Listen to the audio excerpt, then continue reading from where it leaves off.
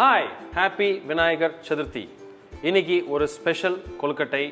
என்ன அப்படின்னா உப்புமா கொழுக்கட்டை இல்லை அரிசி கொழுக்கட்டைன்னு சொல்கிற பிடி கொழுக்கட்டை. ஒரு ஸ்பைசியான ஒரு பஞ்சியான கொழுக்கட்டை. ஈஸியாக ஒரு 10 நிமிஷத்தில் பண்ணிட முடியும். அதை ஒரு பர்ஃபெக்டாக சில முக்கியமான இன்க்ரீடியன்ஸ் ஆட் பண்ணி எவ்வளோ ஒரு ஸ்பெஷலாக பண்ண முடியும்னு பார்ப்போம். இன்னைக்கு இதையும் வழங்கும் pidi kozhukattai. I am Sundar. Welcome to recipe செக்கா.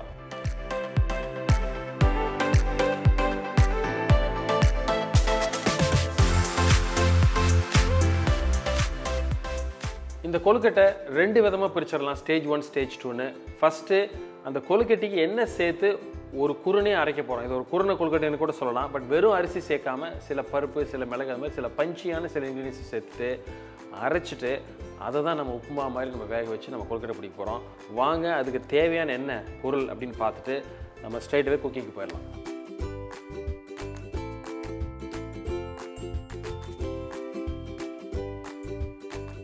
First ஸ்டேஜில் இந்த கொழுக்கட்டைக்கு தேவையான குருணைக்கு என்ன வேணும்னு பார்த்துருவோம்.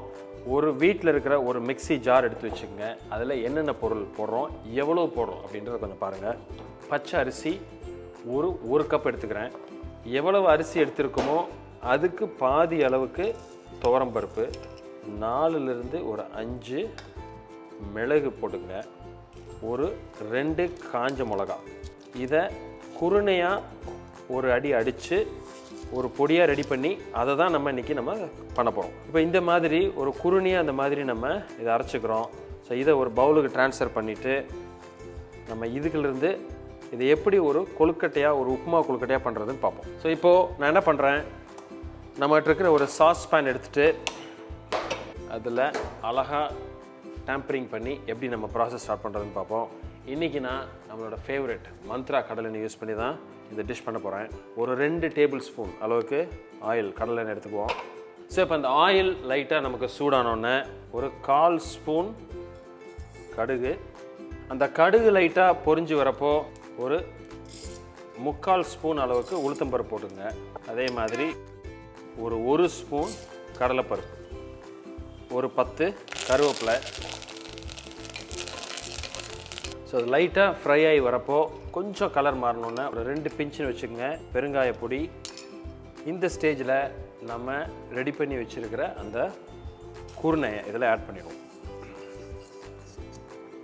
மைல்டு ஹீட்டில் இதை நல்லா மிக்ஸ் பண்ணி இந்த மாதிரி வறுத்துட்டோம் அப்படின்னா பார்த்திங்கன்னா அது அழகாக ஒரு உப்புமா குருணை மாதிரி உங்களுக்கு வந்துடும்.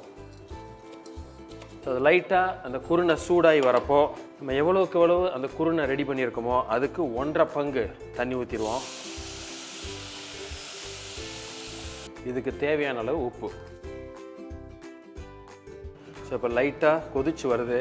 ஸோ இந்த ஸ்டேஜில் இதை கொஞ்சம் ஸ்டவ்வை குறைச்சிட்டு ஒரு மூடியை போட்டு மூடிடுங்க. இது நல்லா குக்காகி ஒரு உப்புமா அந்த கன்சிஸ்டன்சி வரும். அந்த ஸ்டேஜில் நம்ம அதை பிடிச்சி நம்ம அதை எப்படி வருதுன்னு பார்ப்போம். ஸோ இப்போ கிட்டத்தட்ட ஒரு 10 மினிட்ஸ் இது வந்து சிம்மர்லேயே அப்படியே குக்காயிருக்கு. ஸோ நடுவில் ஒரு 2 வாட்டி நம்ம அதை மிக்ஸ் பண்ணியிருக்கோம். பார்த்திங்கன்னா கிட்டத்தட்ட ஒரு உப்புமா கன்சிஸ்டன்சிக்கு நமக்கு வந்துருச்சு. ஸோ இது இப்போ ஆல்மோஸ்ட் ரெடி. இது ஆறுனோடனே நமக்கு பிடிக்கிறதுக்கு சரியான ஒரு டைட்டாக இருக்கும் நமக்கு. ஸோ இதை ஆஃப் பண்ணிடுவோம். ஸோ இதை இப்போ ஒரு பவுலில் எடுத்து வச்சு கொஞ்சம் ஆறுனோடனே இதை பிடிச்சி நம்ம ஸ்டீமிங் பண்ணுவோம். இப்போ இதை நம்ம ஒரு பவுலுக்கு ஷிஃப்ட் பண்ணிடலாம். ஸோ இது இப்போது ஃபுல்லாக வெந்துடக்கூடாது, இந்த அளவு கொஞ்சம் சாஃப்டாக இருக்கணும். அப்படின்னா தான் நம்ம பிடிச்சிட்டு நம்ம அடுத்து நம்ம வேக வைக்கிறப்போ, ஸ்டீமிங் பண்ணுறப்போ நமக்கு சரியாக இருக்கும். இது கை பொறுக்கிற சூடளவு கொஞ்சம் ஆறினோடனே நம்ம அடுத்த ஸ்டேஜுக்கு ரெடி ஆகிடலாம். இப்போ நம்ம என்ன பண்ணலான்னா இதை ஒரு ஸ்டீமரை வச்சு இதை நம்ம ரெடி பண்ணிக்கலாம். ஒரு கையில் ஒரு எண்ணெய் லைட்டாக தடவிட்டு இந்த மாதிரி இந்த ஷேப்பில் அழகாக, ரொம்ப ஈஸியாக, ரொம்ப சிம்பிளாக அழகாக பிடிச்சி வச்சிடலாம். ஸோ இப்போ நம்ம இட்லி ஸ்டீமர் நமக்கு ரெடி ஆனோடனே ஸோ இப்போ நம்ம பிடிச்சி வச்சுருக்கிற கொழுக்கட்டையை அழகாக ஒன்று அரேஞ்ச் பண்ணிடுங்க. அப்படி நம்ம இன்றைக்கி ஒரு வாழை இலை மேலே தான் இதை அழகாக அடுக்கிறோம். வாழை இலை உங்களுக்கு கிடைக்கலைன்னா பரவாயில்ல, கொஞ்சம் நல்லெண்ணெய் அந்த தட்டில் தடவி இந்த மாதிரி அழகாக அரேஞ்ச் பண்ணி மூடி வச்சுருங்க. இது நல்ல ஒரு ஸ்டீம் வந்ததுக்கப்புறம் மீடியம் ஃப்ளேமில் வச்சுட்டு ஒரு 10 நிமிஷம் குக் ஆகலாம். யூஸ்வலாக நம்ம கொழுக்கட்டை ஒரு 5 நிமிஷத்தில் குக் ஆயிரும். பட் இது வந்து அந்த அரிசி நம்ம பாதி தான் குக் பண்ணியிருக்கோம், மீதி குக் ஆகணும். அதனால் கிட்டத்தட்ட ஒரு 10 நிமிஷம் இது வந்து இப்படியே ஸ்டீம் ஆனோன்னே நம்ம எடுத்து அது எப்படி இருக்குன்னு நம்ம கரெக்டாக நம்ம டேஸ்ட் பார்ப்போம். ஸோ இப்போ கிட்டத்தட்ட ஒரு 10 நிமிஷம் இது இதே மாதிரி நமக்கு ஸ்டீம் ஆகிட்டுருக்கு. ஸோ இப்போ இந்த ஸ்டேஜில் ஆல்மோஸ்ட் இது ரெடி. இது இப்போ அதை க்ளோஸ் பண்ணி வச்சுட்டு நம்ம ஸ்டவ் ஆஃப் பண்ணிடலாம். ஒரு 2 நிமிஷத்தில் இது ரெடி ஆயிரும். இதை நம்ம எடுத்து எப்படி அழகாக நம்ம அரேஞ்ச் பண்ணி சர்வ் பண்ணுறதுன்னு பார்ப்போம். ஸோ இன்றைக்கி ஒரு பர்ஃபெக்டான பிடி கொழுக்கட்டை பண்ணியிருக்கோம். ஸோ பிடிச்சிருக்குன்னு நினைக்கிறேன் உங்களுக்கு. ஸோ எப்பொழுதுமே வந்து பிடி கொழுக்கட்டை வந்து நிறைய பேர் பண்ணுறது தான், யூஸ்வலாக பண்ணுறது தான். பட் நிறைய பேர் வந்து துவரம் பருப்புலாம் சேர்க்க மாட்டாங்க, இல்லை ரொம்ப கம்மியாக சேர்ப்பாங்க.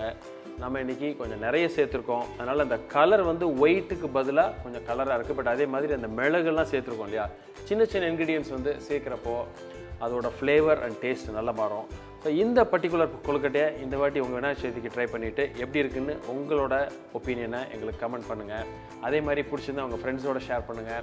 ஃபஸ்ட் டைம் ரெசிபி செக்கர் சேனலுக்கு வந்திருந்தீங்கன்னா நீங்கள் எங்கள் வீடியோவை பார்த்துட்டு நீங்கள் சப்ஸ்கிரைப் பண்ணிவிட்டு அந்த பெல் ஐக்கானை கிளிக் பண்ணிடுங்க.